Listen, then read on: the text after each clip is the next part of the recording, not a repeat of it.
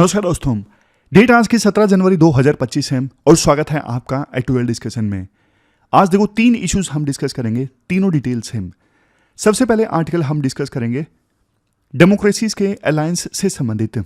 Democracies का alliance मतलब जिसमें इंडिया, यूरोप और यूएस है। ये डेमोक्रेसीज का अलायंस मिलके ऑटोक्रेसीज के अलायंस को हरा सकता है जिसमें रशिया और चाइना है। दूसरा article great anniversaries of peace initiatives a role for India. 80 साल पूरे हो चुके हैं जब देखो पहली बार न्यूक्लियर वेपन को डेटोनेट किया गया था 1945 में, और डेटोनेशन के 1 महीने के अंदर ही हिरोशिमा और नागासाकी पे न्यूक्लियर बॉम्ब गिराया गया था। तो अब देखो आज न्यूक्लियर वेपन्स का खतरा पहले से कहीं अधिक है, तो इंडिया को लीड लेना चाहिए न्यूक्लियर डिजास्टर को प्रिवेंट करने में। तीसरा आर्टिकल और भी इंपॉर्टेंट है, इसरो एंड स्पारडेक्स एक्सपेरिमेंट से संबंधित। हमने देखो सफलतापूर्वक, मतलब इसरो ने सफलतापूर्वक 2 सैटेलाइट्स को आपस में असेंबल करके दिखा दिया स्पेस में। इसके देखो जबरदस्त मायने हैं, क्या फायदा होगा इन सब से, क्या चुनौतियां, सब कुछ डिस्कस करेंगे। लेकिन डिस्कशन स्टार्ट करें उससे पहले एथिक्स में देखो एक कंसेप्ट होता है संक कोस्ट फैलेसी से संबंधित। इस कंसेप्ट को समझाने के लिए ना मैं यूपीएससी एस्पायरेंट का एग्जाम्पल दूंगा। एग्जाम्पल देखो थोड़ा कड़वा हो सकता है, आप पे एप्लीकेबल नहीं है, ये नॉन सीरियस एस्पायरेंट्स पे एप्लीकेबल है। देखो एक नॉन सीरियस एस्पायरेंट है प्रिया, उसका यूपीएससी की तैयारी करने का मन नहीं है ज़्यादा, बट माँ बाप के कहने पे उसने यूपीएससी की तैयारी स्टार्ट कर दी। किसी महंगी कोचिंग इंस्टीट्यूट में एडमिशन ले लिया था तो 2 लाख फीस भी भर दी। राजेंद्र नगर में आके रहने लगी थी प्रिया, इस वजह से वहाँ पे रहने का भी खर्चा आ गया 1.5-2 लाख, तो मतलब 4 लाख रुपए खराब हो गए और टाइम भी काफ़ी इन्वेस्ट हुआ, टाइम एनर्जी। पढ़ाई तो वैसे भी प्रिया नहीं कर रही है।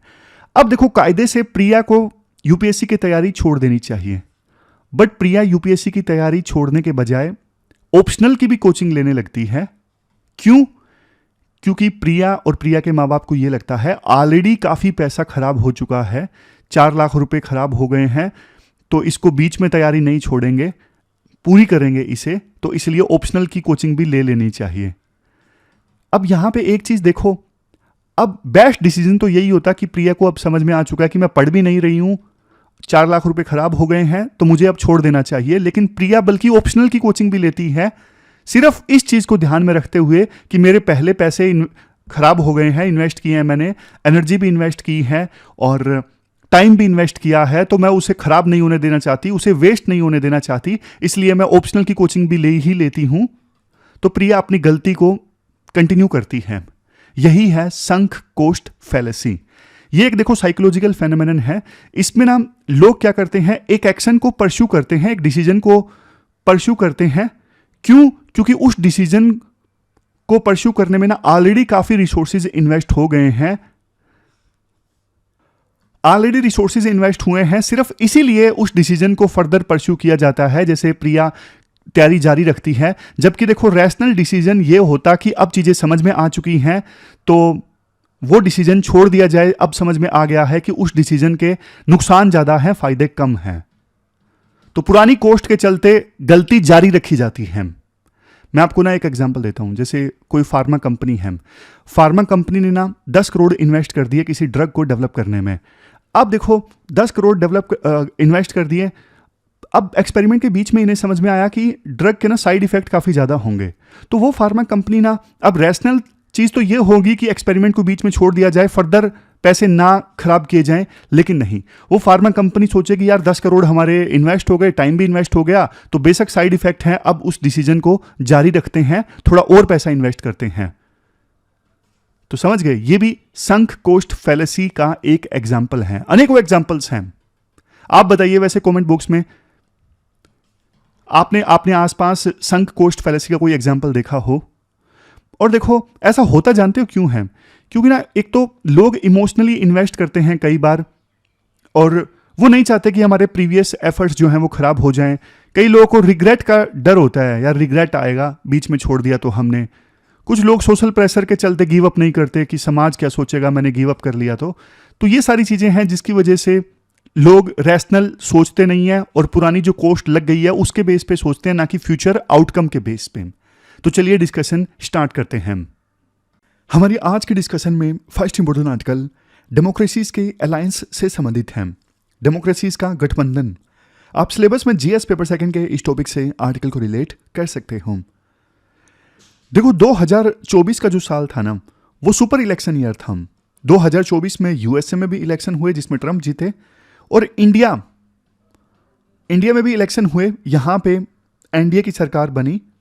तो इंडिया देखो वर्ल्ड की सबसे बड़ी डेमोक्रेसी है, सबसे ज्यादा पॉपुलेशन वाला देश है इंडिया, और यूएस वर्ल्ड की सबसे पुरानी डेमोक्रेसी है। तो दोनों जगह इलेक्शन हुए। बात करें देखो इंडिया और यूरोप की, इन दोनों के बीच में देखो बातें तो बहुत बड़ी बड़ी हुई हैं, स्ट्रेटेजिक पार्टनरशिप की भी बात हुई है, लेकिन पार्टनरशिप का कुछ रिजल्ट नहीं निकला है। पिछले 17 सालों से इंडिया और यूरोप क्या कर रहे हैं, फ्री ट्रेड एग्रीमेंट को लेकर नेगोशिएशन कर रहे हैं। पिछले 17 सालों से, आपको हैरानी होगी ये बात जानकर।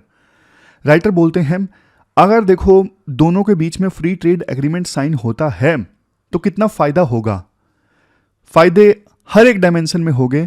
इकोनॉमिक सिक्योरिटी का फायदा होगा, डिफेंस कोऑपरेशन होगा दोनों के बीच में, स्पेस के लिए कॉमन एजेंडा तय होगा, इमर्जिंग टेक्नोलॉजीज को लेकर कोऑपरेशन होगा, क्रिटिकल इंडस्ट्री वाले जो सेक्टर्स हैं वहां पे कोऑपरेशन होगा।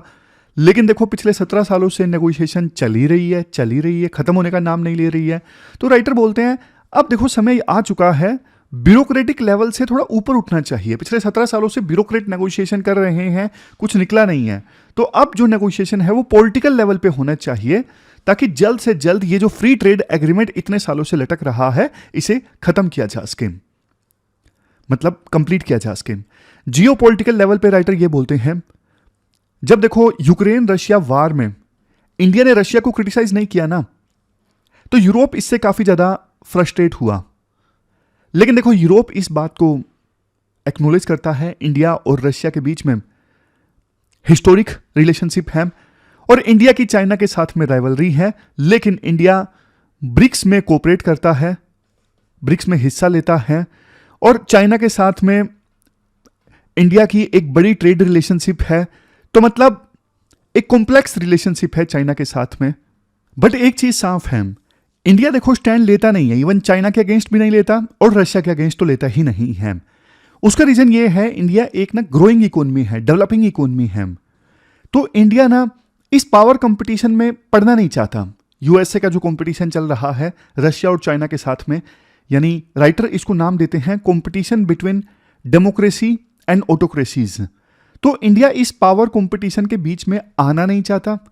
इंडिया का लक्ष्य है भाई हमें हमारे देश को डेवलप करना है, गरीबी खत्म करनी है। लेकिन राइटर ये बोलते हैं देखो अब समय आ गया है, India being world largest democracy, India को डेमोक्रेसीज के अलायंस में शामिल होना चाहिए।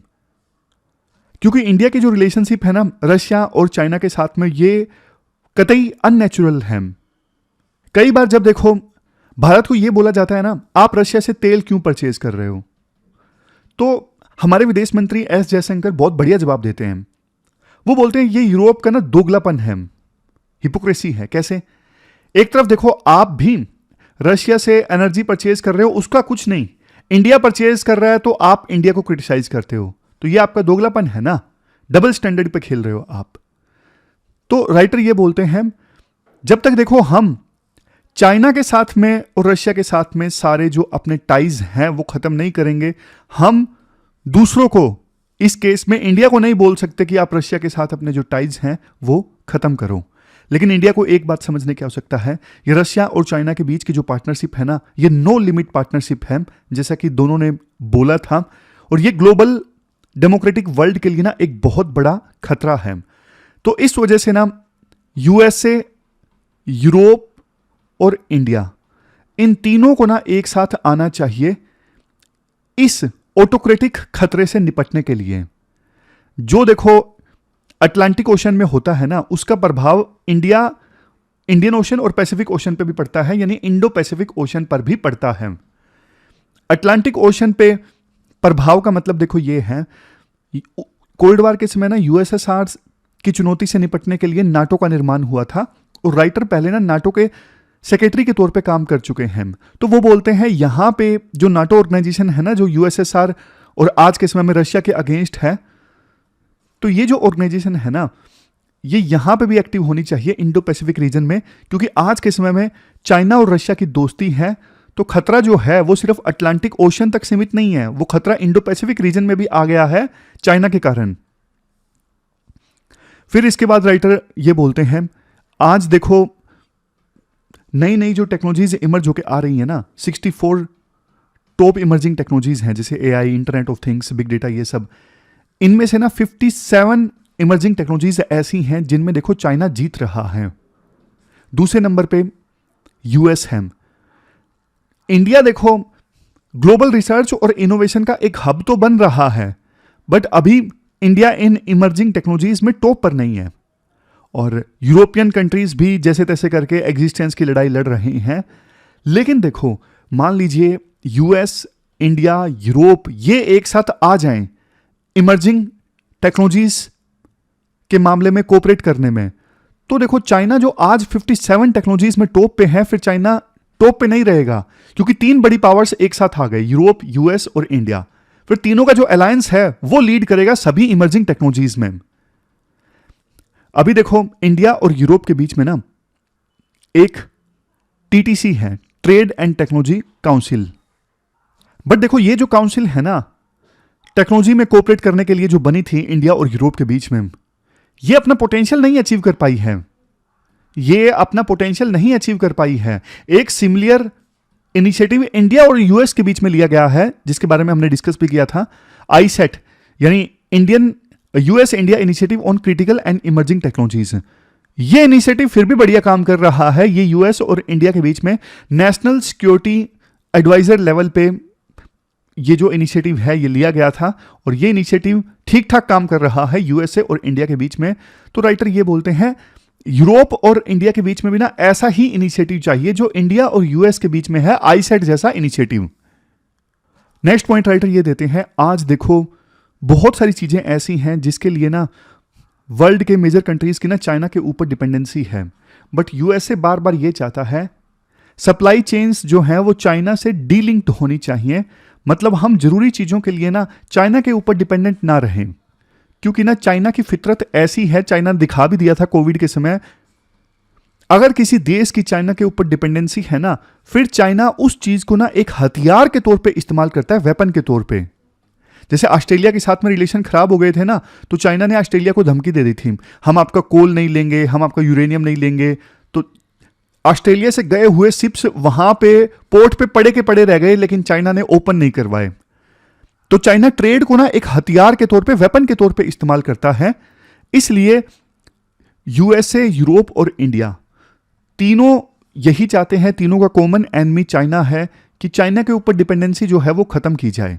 देखो राइटर बोलते हैं इंडिया और यूएस के बीच में तो डिफेंस को लेकर कोऑपरेशन चल रहा है।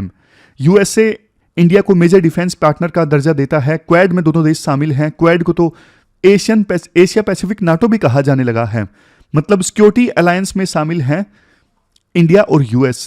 लेकिन बात यहां पे यूरोप की है। यूरोप को भी देखो क्वाड जैसे इनिशिएटिव्स को सपोर्ट करना चाहिए, ताकि इंडिया को ज्यादा सिक्योरिटी गारंटी मिले। लास्ट में राइटर ये बोलते हैं, देखो इंडिया और यूरोप को ना even people to people ties पे फोकस करना चाहिए। यूरोप और इंडिया के बीच में people to people ties strengthen करने का स्कोप काफी ज्यादा है, क्योंकि दोनों देश जो हैं, मतलब यूरोप देश नहीं है, यूरोप कॉन्टिनेंट है, दोनों जगह पे ना डेमोक्रेटिक वैल्यूज को काफी ज्यादा रिस्पेक्ट किया जाता है। तो लोगों की जो सोच है वो लिबरल सोच है। और इंडिया अगले दशक में वर्ल्ड की तीसरी सबसे बड़ी इकोनॉमी बनने वाला है, और यूरोपियन जीडीपी का जो शेयर है वर्ल्ड में लगातार कम हो रहा है। तो कॉम्प्लीमेंट्रीज हैं दोनों के बीच में। इंडिया के पास में जहां पे स्किल है, यूरोप के पास में इन्वेस्टमेंट है। इंडिया के पास में यूथ है, तो यूरोप के पास में टेक्नोलॉजी है। समझ गए? मतलब बहुत कॉम्प्लीमेंट्रीज हैं इंडिया और यूरोप के बीच में।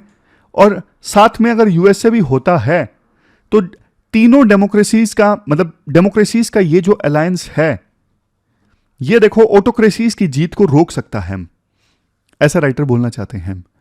तो ये हमने पूरा आर्टिकल डिस्कस किया डेमोक्रेसीज के अलायंस से संबंधित। चलते हैं आगे। इसके बाद नेक्स्ट आर्टिकल देखो न्यूक्लियर वेपन से संबंधित है, गोपाल कृष्ण गांधी का। आप सिलेबस में जीएस पेपर सेकंड के इस टॉपिक से आर्टिकल को रिलेट कर सकते हो। 26 दिसंबर 2004 को ना सुनामी लहरें आई थी इंडियन ओशन में। और देखो जब सुनामी लहरें आई थी ना, उससे पहले लोग क्या कर रहे थे? लोग देखो हंस खेल रहे थे, आपस में लड़ रहे थे, लव कर रहे थे, अपनी अपनी डेस्टिनीज को सेलिब्रेट कर रहे थे। लेकिन 26 दिसंबर को आती हैं भयंकर सुनामी लहरें, लाखों लोगों की जान चली जाती है। अब यही केस 2025 में एलए फायर्स के साथ में हुआ, लॉस एंजल्स फायर्स। क्या हुआ? लोग देखो ट्रंप और मस्क के बारे में डिस्कशन कर रहे थे, अपनी सराउंडिंग्स को निहार रहे थे, नीले आसमान को देख रहे थे। लेकिन जो फॉरेस्ट फायर्स आई, वाइल्ड फायर्स, उन्होंने देखो सब कुछ तबाह करके रख दिया। अब राइटर इसे रिलेट करते हैं न्यूक्लियर वेपन्स के साथ में। न्यूक्लियर वेपन्स देखो इतना बड़ा खतरा है कि ना हम आज की दुनिया में नॉर्मली अपनी जिंदगी जी रहे हैं, लेकिन एक बटन से पूरी जो दुनिया है वो तबाह हो सकती है। सिर्फ एक न्यूक्लियर वेपन से नहीं, लेकिन एक न्यूक्लियर वेपन का यूज न्यूक्लियर वार की शुरुआत तो कर सकता है। तो मतलब हम आज उसी स्टेट में हैं। 26 दिसंबर से पहले इंडियन ओशन में जो जनता अपनी रोजमर्रा की जिंदगी जी रही थी, किसी भी पल न्यूक्लियर वार अगर स्टार्ट हो गया तो पूरी दुनिया तबाह हो जाएगी। ऐसे राइटर इंट्रोडक्शन में ना चीजों को रिलेट करते हैं, थोड़ा फ्लो मेंटेन करने की कोशिश करते हैं, जो आप भी ऐसे में कर सकते हो। राइटर ने 2 एग्जाम्पल दिए, आप एक एग्जाम्पल दे सकते हो। अब राइटर जाते हैं हिस्ट्री में। जैसे ऐसे में हम पहले हिस्ट्री वाली डायमेंशन डालते हैं ना, तो राइटर भी हिस्टोरिकल डायमेंशन डालते हैं। राइटर बोलते हैं 16 जुलाई 1945, समय 5:29। इस दिन प्रोजेक्ट मैनहट्टन के अंतर्गत पहला न्यूक्लियर टेस्ट हुआ, पहली बार न्यूक्लियर वेपन को डिटोनेट किया गया। ये जो साल है ना 2025वां, ये देखो उस घटना को 80 साल पूरे हो गए। नोट एग्जैक्टली, क्योंकि अभी तो जनवरी चल रहा है, जुलाई आया नहीं है। वैसे 80वां एनिवर्सरी वाला साल है 2025, जब पहली बार न्यूक्लियर वेपन को डेटोनेट किया गया था, और इवन पहली बार जब न्यूक्लियर वेपन को यूज किया गया था, उस साल से लेके अभी तक 80 साल बीत चुके हैं। फिर से बोलता हूं, अगस्त अभी आया नहीं है। 1945 अगस्त में हिरोशिमा और नागासाकी में वेपन्स गिराए गए थे, लेकिन मोटा मोटा राइटर बोल रहे हैं, एग्जैक्टली नहीं बोल रहे हैं। तो ये जो प्रोजेक्ट मैनहट्टन था ना, ये यूएस में चला था न्यूक्लियर वेपन्स को डेवलप करने के लिए। और यूएस के उस समय के प्रेसिडेंट थे प्रेसिडेंट हेनरी ट्रूमैन। उन्होंने ये आदेश दिया था कि न्यूक्लियर वेपन्स डेवलप करो। जब पहली बार न्यूक्लियर वेपन डेटोनेट हुआ था ना, तो उस समय देखो जनरल थॉमस फेरल थे। वो इस चीज को ना ब्यूटी बताते हैं, बहुत सुंदरता, कि फर्स्ट जब न्यूक्लियर वेपन डेटोनेट हुआ, चारों तरफ रोशनी ही रोशनी, पहाड़ की पीक आसानी से दिखाई दे रही थी, पहाड़ की हर एक दरार आसानी से दिखाई दे रही थी। ऐसा बयां करते हैं जनरल थॉमस फेरल। उन्हें यह सुंदरता दिखती है, ये सुंदरता है। लेकिन देखो फिजिसिस्ट केनीथ बेनब्रिज, वो बोलते हैं इस टेस्ट के बाद में ना, we are all sons of dash now बन चुके हैं। आप बोलोगे यहां पे सर डैश का क्या मतलब है? डैश का मतलब उन्होंने बोला था बीच, मतलब we are all sons of beaches, ऐसा उन्होंने बोला था। बीच का मतलब यहां पे लिटरल नहीं, लेकिन फर्स्ट न्यूक्लियर वेपन के डेटोनेशन के बाद में ना उनको बहुत ज्यादा गिल्ट, हेल्पलेसनेस, ये सब महसूस हुआ था, फ्रस्ट्रेशन महसूस हुई थी। तो उसके बाद उन्होंने ये बात बोली थी। और देखो 1 महीने के अंदर अंदर ही जब फर्स्ट न्यूक्लियर वेपन डेटोनेट हुआ ना, उसके 1 महीने के अंदर अंदर ही हिरोशिमा और नागासाकी पे न्यूक्लियर वेपन्स को गिरा दिया गया। और इसकी वजह से 1.5 लाख से लेके 2,46,000 के बीच में लोगों की डेथ हो गई। और वो निर्दोष लोग थे, कोई स्कूल जा रहा था, कोई बुजुर्ग घर के सामने बैठा था, कोई अखबार पढ़ रहा था, कोई टिकटॉक देख रहा था, नहीं टिकटॉक नहीं देख रहा था। और उसी दिन, जिस दिन हिरोशिमा और नागासाकी पे बम गिरा था ना, उसी दिन बर्ट्रैंड रसल ने ना एक ड्राफ्ट स्टेटमेंट रिलीज की कि देखो ह्यूमन रेस के जो प्रोस्पेक्ट्स है ना काफी ज्यादा वीक दिख रहे हैं। क्लियर कट अल्टरनेटिव है ह्यूमन रेस के पास में, या तो सब खत्म हो जाएं या फिर थोड़ी कॉमन सेंस दिखाएं। और 10 साल बाद 1945 में ये बम गिराया गया था ना, 10 साल बाद 1955 में रसल एंड अल्बर्ट आइंस्टाइन, इन्होंने ना 9 दूसरे साइंटिस्ट के साथ मिलके ना वर्ल्ड के अलग अलग गवर्नमेंट के लीडर से ना एक अपील करी कि भैया न्यूक्लियर डिजास्टर को अवॉइड कर दो, मतलब न्यूक्लियर डिजास्टर ना आने पाए ऐसा आप इनिशिएटिव लो, ऐसी कोशिश करो।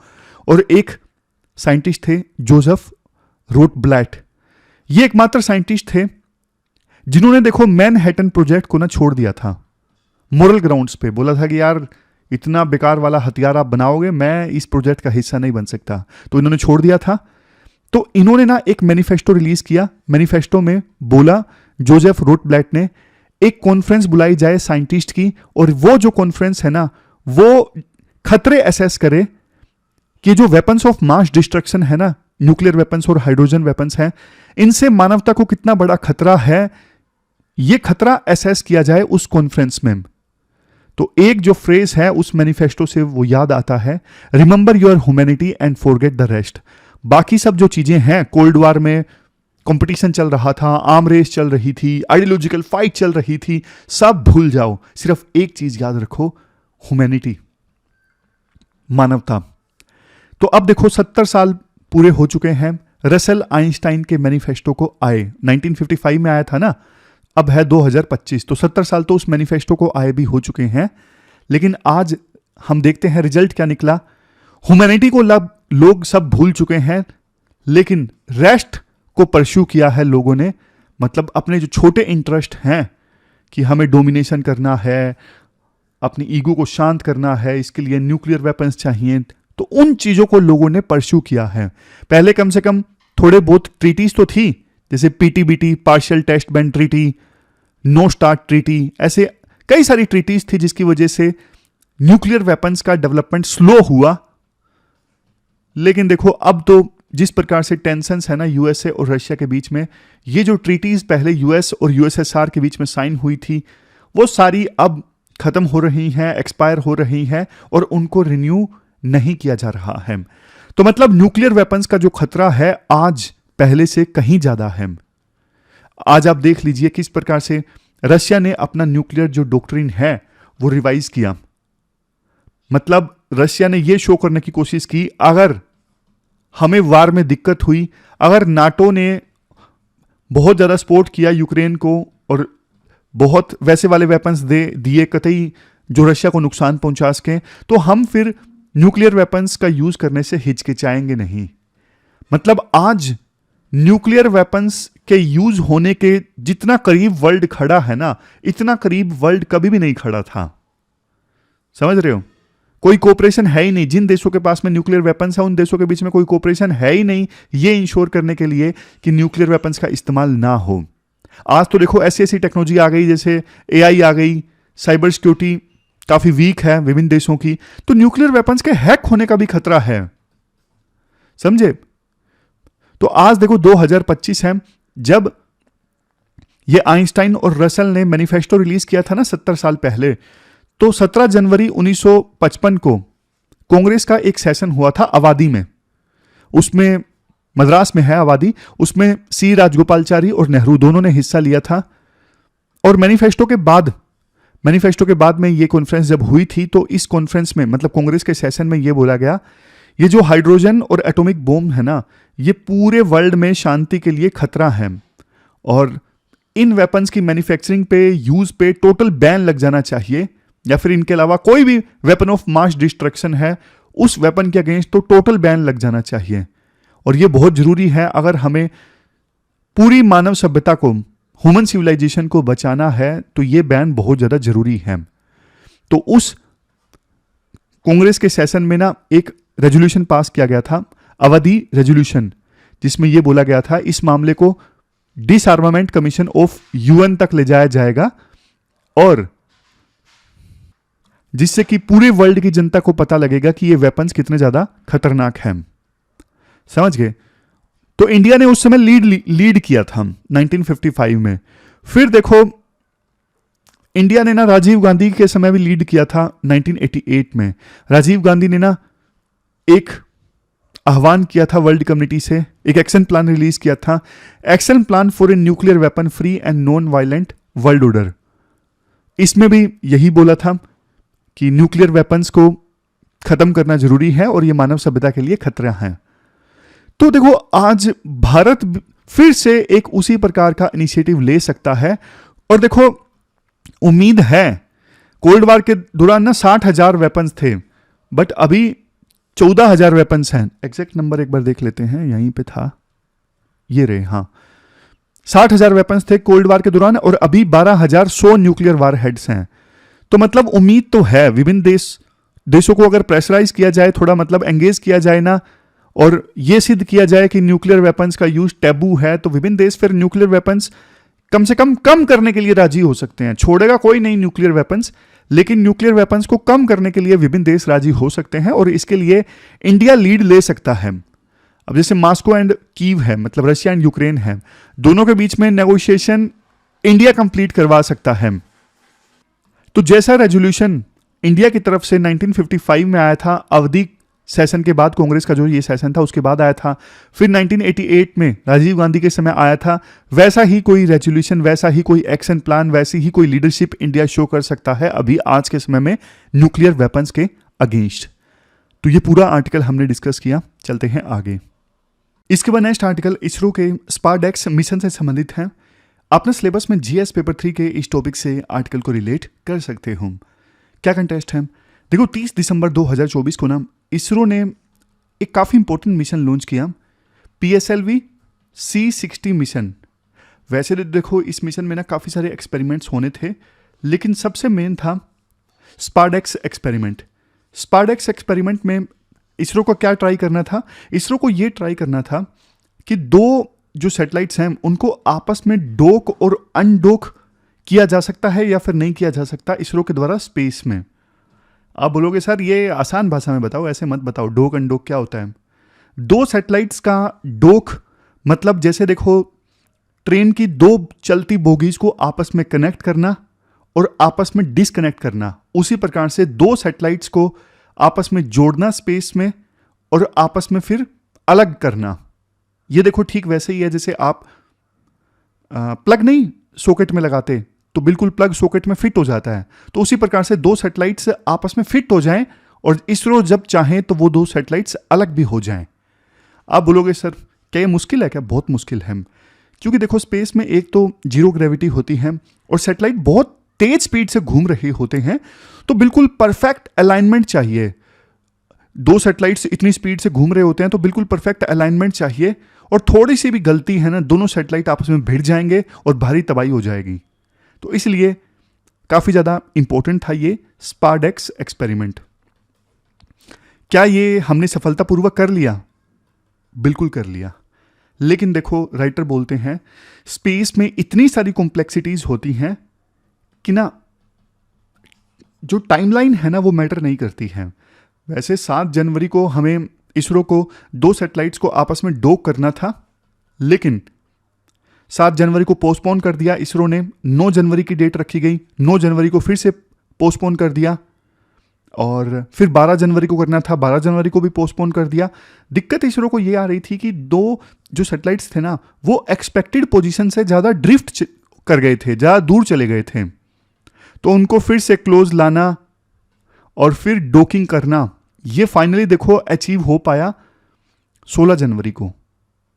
इसी बीच देखो डेटा कलेक्शन तो इसरो करता रहा, लेकिन इसरो खुद भी नर्वस था, क्योंकि पहले इसरो ने बोला था जब दो सैटेलाइट्स आपस में डॉक होंगे तो उनकी लाइव स्ट्रीमिंग होगी, लेकिन 16 जनवरी को जब फाइनली दोनों सैटेलाइट्स डॉक किए, मतलब दोनों कनेक्ट हुए, आपस में जुड़ गए, तो उस इवेंट की लाइव स्ट्रीमिंग इसरो ने नहीं की। इसरो खुद नर्वस फील कर रहा था, तो ये बात राइटर बोलते हैं।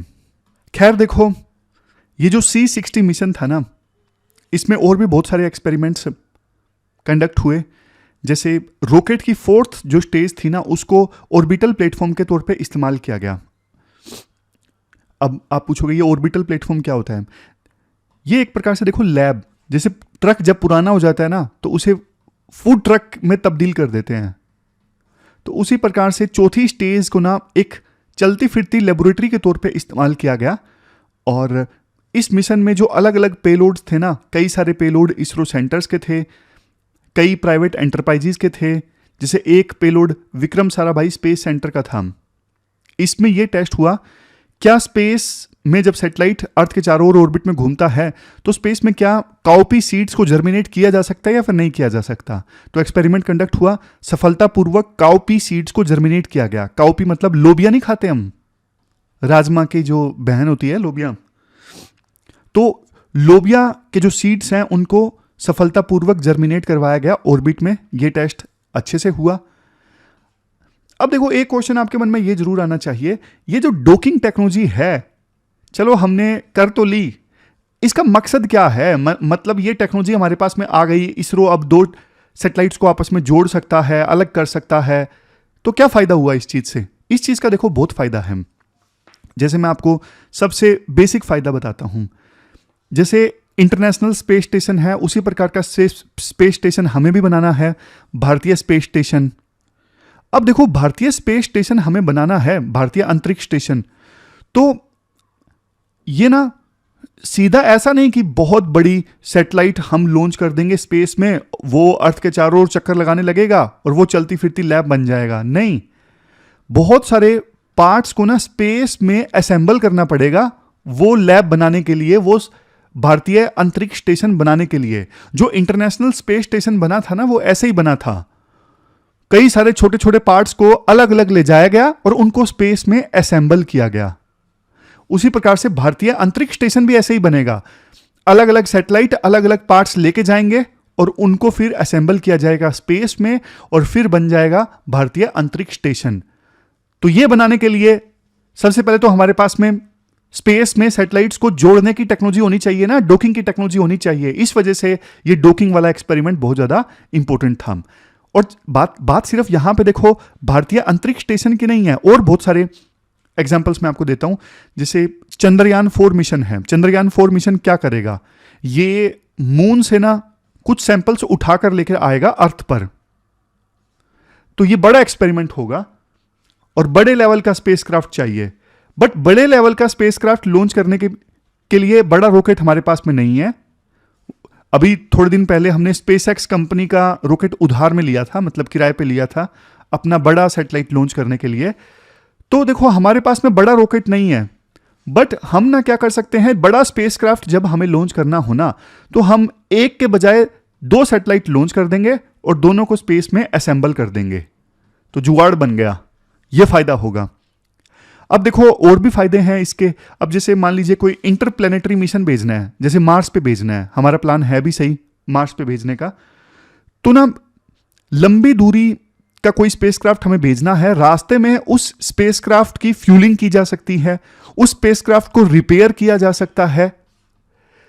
ये सब फायदे होंगे ये, लेकिन तभी पॉसिबल है ना जब 2 सैटेलाइट्स आपस में जुड़ सकेंगे, डॉकिंग हो सकेगी, अनडॉकिंग हो सकेगी, तभी ये सब रिपेयर, रीफ्यूलिंग, ये सब पॉसिबल है ना, अदरवाइज तो पॉसिबल है ही नहीं। इवन देखो स्पेस में माइनिंग वगैरह करनी है अलग अलग बॉडीज पे, प्लेनेटरी बॉडीज पे, तब भी ये डॉकिंग अनडॉकिंग वाली टेक्नोलॉजी जो है बहुत काम की है। कुल मिला के आपको समझ में आ गया होगा कितनी बड़ी सिग्निफिकेंस है इसरो ने जो ये एक्सपेरिमेंट कंडक्ट किया है। और अच्छी चीज़ ये है सफलतापूर्वक ये एक्सपेरिमेंट अब कंडक्ट हुआ है। बहुत कम देश ऐसे हैं जिनके पास में अभी ये डॉकिंग अनडॉकिंग वाली टेक्नोलॉजी है। आप कमेंट बॉक्स में बताओगे कितने देश ऐसे हैं जिनकी स्पेस एजेंसीज के पास में ये डॉकिंग अनडॉकिंग वाली टेक्नोलॉजी है, कमेंट बॉक्स में बताइए। तो ये हमने पूरा इसरो वाला आर्टिकल डिस्कस किया। अब लास्ट में थोड़ा सा रिवाइज कर लेते हैं क्या क्या हमने डिस्कस किया। आज देखो हमने शुरू में डेमोक्रेसीज के अलायंस वाला आर्टिकल डिस्कस किया था, जिसमें हमने ये सारे पॉइंट्स डिस्कस किए कि पिछले 17 सालों से इंडिया और ईयू एक फ्री ट्रेड एग्रीमेंट साइन कर रहे हैं, फ्री ट्रेड एग्रीमेंट साइन नहीं हो रहा है। तो ब्यूरोक्रेट्स को छोड़ के अब पॉलिटिशियंस को, पॉलिटिकल लीडर्स को इस मामले में थोड़ा नेगोशिएशन करना चाहिए और फ्री ट्रेड एग्रीमेंट को अंजाम तक पहुंचाना चाहिए, क्योंकि इसके बहुत सारे फायदे हैं। इकोनॉमिक सिक्योरिटी है, इमर्जिंग टेक्नोलॉजीज में कोऑपरेशन है, डिफेंस कोऑपरेशन है, बहुत सारी फायदे हैं। अब राइटर बोलते हैं देखो अटलांटिक ओशन और इंडो पैसिफिक रीजन के जो इंटरेस्ट है ना आपस में जुड़े हुए हैं। वैसे इंडिया और यूरोप के बीच में काफ़ी डिफरेंसेस हैं, जैसे रशिया को क्रिटिसाइज इंडिया ने नहीं किया था, और क्योंकि इंडिया को ये लगता है कि देखो आप भी तो डबल स्टैंडर्ड पे खेलते हो, आप चाइना के साथ में रिलेशन रखते हो, रशिया के साथ में रखते हो, हम रखें तो आप हमें क्रिटिसाइज करते हो। तो राइटर बोलते हैं देखो इंडिया का स्टैंड सही है और बट अब इंडिया को समझना चाहिए कि डेमोक्रेसीज के एक अलायंस की आवश्यकता है पूरे वर्ल्ड में, और अभी बहुत सारी डिपेंडेंसी है चाइना के ऊपर में, खास करके क्रिटिकल जो टेक्नोलॉजीज हैं उनके मामले में। तो इसलिए अगर यूरोप, इंडिया और यूएसए ये एक साथ आते हैं तो फिर चाइना को देखो इन क्रिटिकल टेक्नोलॉजीज में लीड लेने से रोका जा सकता है, और इसके अलावा डिपेंडेंसीज खत्म की जा सकती हैं चाइना के ऊपर में, सप्लाई चेन्स को रीओरिएंट किया जा सकता है। फिर हमने ये इसरो वाला आर्टिकल डिस्कस किया था, स्पारडेक्स एक्सपेरिमेंट अच्छे से किया लेकिन काफ़ी डिले हो गया, पोस्टपोन हुआ, टाइमलाइन मैटर नहीं करती स्पेस में। कुछ और एक्सपेरिमेंट भी हुए जैसे काउपीस के सीड्स को जर्मिनेट करना स्पेस में, और डॉकिंग टेक्नोलॉजी के काफ़ी सारे फायदे हैं। कल को देखो रीफ्यूलिंग करनी है, किसी सैटेलाइट को रिपेयर करना है और बड़े स्पेसक्राफ्ट लॉन्च करने हैं, तो सब में डॉकिंग टेक्नोलॉजी का इस्तेमाल किया जा सकता है। फिर देखो एक एक्सपेरिमेंट हमने न्यूक्लियर एज वाला किया, जिसमें हमने ये डिस्कस किया कि 80 साल पूरे हो चुके हैं जब पहला न्यूक्लियर वेपन को डेटोनेट किया गया था, और आज देखो न्यूक्लियर वेपन्स का खतरा पहले से काफ़ी ज़्यादा है। तो इंडिया ने लीड लिया था 1955 में, आबादी में कांग्रेस का सेशन हुआ था जिसमें ये बोला गया था हाइड्रोजन और न्यूक्लियर वेपन्स को खत्म कर देना चाहिए, बैन कर देना चाहिए, मानव सभ्यता के लिए खतरा है। फिर देखो 1988 में राजीव गांधी जब प्रधानमंत्री थे तब भी एक इनिशिएटिव लिया गया था न्यूक्लियर वेपन्स के अगेंस्ट। तो अब इंडिया को लीड लेना चाहिए, आज वर्ल्ड को सबसे ज़्यादा खतरा है न्यूक्लियर वेपन से, तो इंडिया को लीड लेना चाहिए। लास्ट में क्वेश्चंस देख लीजिए, 2 क्वेश्चंस आपको अटेम्प्ट करने हैं। एक तो इसरो का जो ये स्पारडेक्स एक्सपेरिमेंट था इससे संबंधित, और एक ये इंडिया ईयू पार्टनरशिप, या फिर यूं बोले जो हमने बड़ा आर्टिकल डिस्कस किया था डेमोक्रेसीज का अलायंस, उसको आप कोट कर सकते हो। Main focus EU India partnership पे है। तो दोनों क्वेश्चंस आप अटेम्प्ट कीजिए, दोनों 250 वर्ड्स में दोनों क्वेश्चंस के आंसर आपको देने हैं, और दोनों 15 मार्क्स के ये क्वेश्चन हैं। तो ये थी हमारी आज की डिस्कशन। कल मिलते हैं फिर से एक नई डिस्कशन के साथ। तब तक आप अच्छे से पढ़ते रहिए, अपना ख्याल रखिए, अपना बेस्ट दीजिए। Thank you very much for discussion.